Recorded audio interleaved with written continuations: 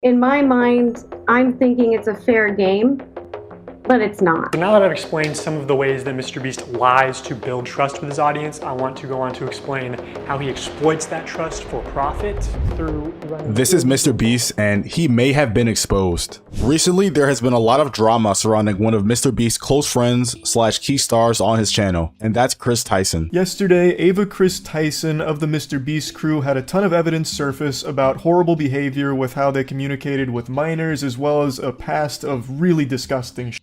Since that happened, a lot of people were wondering if MrBeast already knew about the bad stuff Chris Tyson had done, because at the end of the day, that was his best friend. And he was your man, he was your boo. After this, the beginning of canceling MrBeast went into full effect, with people now digging into his past and finding some very unsavory things. One being him on a podcast talking about a then 14-year-old bad baby. And he did say that he enjoys the Catch Me Outside girl and thinks she's funny, so let's just... So that just shows what... Let's be real, you want to put your dick in it? Hey, yo, what the... I mean, it's probably not. Enjoying and I was enjoying someone...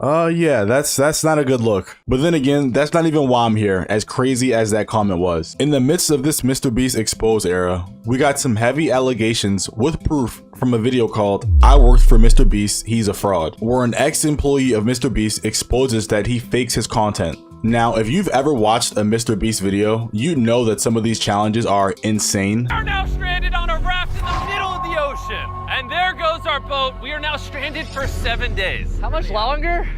7 days. Now, obviously, these guys aren't stranded in the ocean, nor will they be spending 7 days on that little ass raft. And I'm going to show you guys how it was found out to be debunked in the video. During this time lapse on the 4th day of 7 days stranded at sea, you can clearly see there's no one in the shelter. These are their empty beds. But after a hard cut, magically 5 people are awake, and 2 of the boys have bright yellow raincoats that they didn't have when it rained on day 2. And after standing the whole night completely soaked... You didn't spend the night soaked, Jimmy. You slept on the production yacht. It's ironic because this is one of the videos where they claim that they don't fake things. But no, we have to be the real channel that doesn't fake things. Now, the cut to where it's an empty tent is kind of crazy. I mean, that's damn near in 4K. You got me.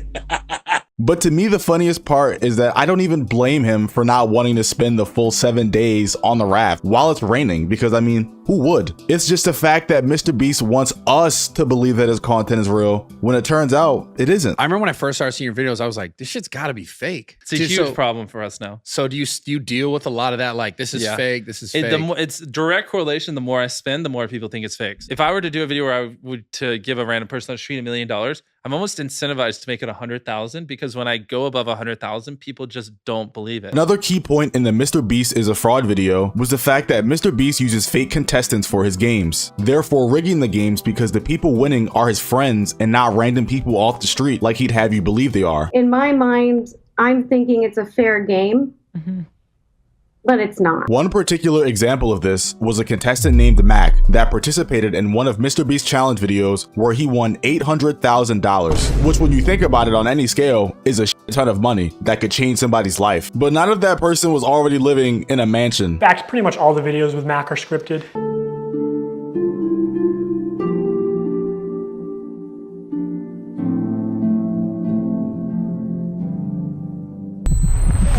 You did it! Yeah! Y'all know what's going on. And so do I. I found public records showing that Mac moved from California to Greenville, North Carolina, where Jimmy is located, back in August 2023, 2 months before he appeared as a contestant. According to a former MrBeast employee, this is around the time when Mac started working full-time on the editing team at MrBeast. Also, he didn't just move into any old house, he moved into a $1 million mansion. So basically around 2 months before Mac was featured and won the MrBeast Game Challenge, and no, I use the word won in finger quotes, he had already been flown out and was a part of the MrBeast crew working on editing in their $1 million mansion, which begs the question, why was he even allowed to compete in the first place? Could that $800,000 not be used as an opportunity to any other random person that's not living in a mansion and rich already? Hell, I know in today's society, if you ask anybody on the street if they want the chance to win 800K, especially for a MrBeast challenge, they'd cancel their entire fucking week of plans. Hell, in the comment section, I want you guys to tell me right now that if MrBeast came up to you and asked if you wanted to try and win $800,000, you wouldn't do it on the spot? Now, I'm not going to dox him. Only some asshole would do something like that. After doxing and bullying the pilot some more like a f***ing douchebag, turns to Eric and says, how do I fly this thing? And Eric just starts pushing. I'm not gonna lie, that was the fakest laugh I have ever seen in my entire life. I just had to point it out. And Eric just starts pushing buttons. But I did find pictures of this mansion online, so I fed them into ChatGPT and asked it to create similar images. And this is what it came up with. And it's honestly not that far off. His 6,000 square foot $1 million mansion comes with a movie theater and 7 bathrooms. What are you gonna spend the $800,000 on? I mean, my life's changed now. Yeah, I'm sure that $800,000 is really gonna change your life. Max is a nice car. Tell me, where are we right now? We're in the place that we drove to a few minutes ago. This is my point. Mac was loaded before the challenge and he's loaded after the challenge. Good job, MrBeast. Shut up, bitch.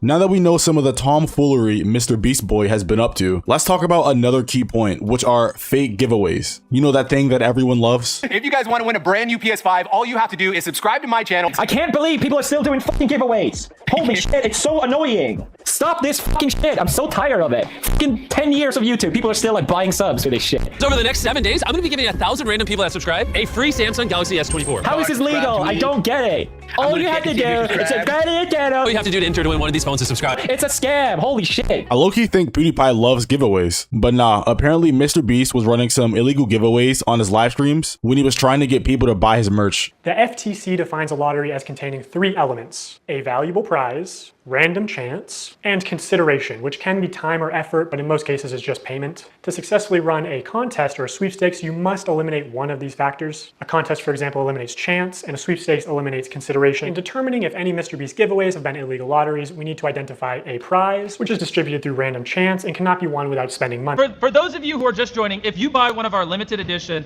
40 mil special shirts, we're celebrating 40 million subscribers with a really big video, then we will sign that shirt, and some of them will get random prizes like this. In 10 minutes, right, because we gotta give them time to do their cart, we'll give 2 orders $500 each. 5 minutes, someone's getting $3 grand in their order. I think when you're watching clips like these, you really have to remember who MrBeast's core audience is. They aren't grown adults with fully developed brains. They're children, literal kids. So when they hear stuff like, hey, if you order this shirt in the next 30 seconds, you might win $3,000 with it as well. Kids hear that and they want to give you their entire life with the soul included. Because if it's for a chance to win $3,000 with it, of course they're going to order. Also, obviously, you have to be 18 to play the lottery. It's gambling. MrBeast isn't just promoting gambling to children here. He's running the casino. And this isn't even close to the worst stream he's done. 4 months later, MrBeast signed shirts again, but this time it was a 24-hour live stream with way more illegal lotteries. Yes. Would you guys prefer that we throw money in random orders or that we throw items in random orders? Yeah. Somebody screamed in chat, I want to switch. Hey, buy a shirt. This is a bad look for MrBeast, I can't even lie. From faking content to basically encouraging child gambling, this is just bad all around. And am I saying MrBeast is cooked because of all this? Well, of course not, because his core audience is currently at the playground right now and they don't even know what's going on. I just know that I personally don't like it. I feel like we've been discovering recently how a bunch of creators exploit children, and I think it needs to stop. Comment below what you guys think because I really want to hear your thoughts. And I'm not really going to do an outro today. Just know that I appreciate and love all of you and that we're really close to 100K. We just hit 80K. So I love you all. Let me know what you guys think down below and I'll talk to you later.